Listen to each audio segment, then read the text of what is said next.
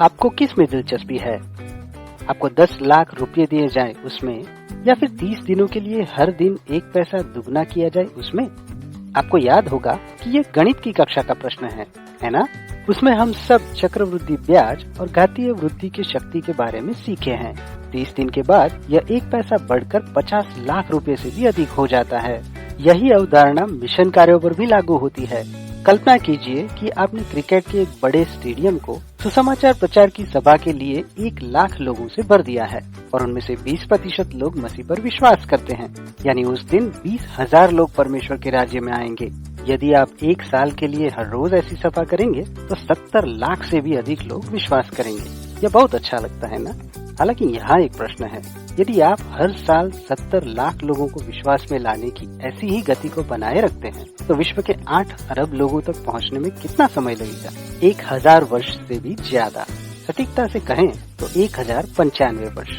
1000 वर्ष तक हर रोज 1 लाख लोगों की बड़ी सभाएं। इस दृष्टिकोण से देखें तो सामूहिक सुसमाचार प्रचार से हमारे जीवन काल में तो हम मसीह के लिए पूरे विश्व में नहीं पहुंच पाएंगे। गणित के उदाहरण से प्रेरित अलग रणनीति के बारे में क्या? हर दिन 1 लाख लोगों को उपदेश देने के बजाय मान लीजिए कि आपने हर साल एक नया चेला बनाया, उसके विकास पर ध्यान केंद्रित किया और उसे भी हर वर्ष उसका एक नया चेला बनाने के लिए तैयार किया, तो पहले वर्ष के अंत में आपके पास यीशु के 2 अनुयायी होंगे, आप और आपने बनाया हुआ चेला। दूसरे वर्ष के अंत में आपके पास 4 होंगे, तीसरे वर्ष 8, चौथे वर्ष 16 और ऐसे ये संख्या बढ़ती जाएगी। 32, 64, 128।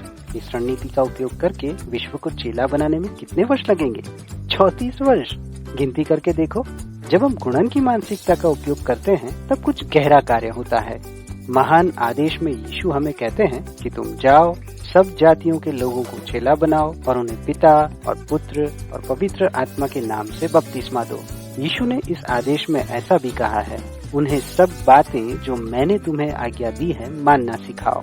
उनका अंतिम आदेश क्या था? जाओ और चेले बनाओ। इसलिए हमारा कार्य ऐसे चेले बनाने का है जो ऐसे चेले बनाए जो इस आज्ञा का पालन करे। हमें सभी देशों में जाकर ऐसे चेले बनाने हैं जो दूसरे चेले बनाए। यह है गुणन की शक्ति। बहुत लोगों तक पहुंचने के लिए कुछ लोगों तक पहुंचो।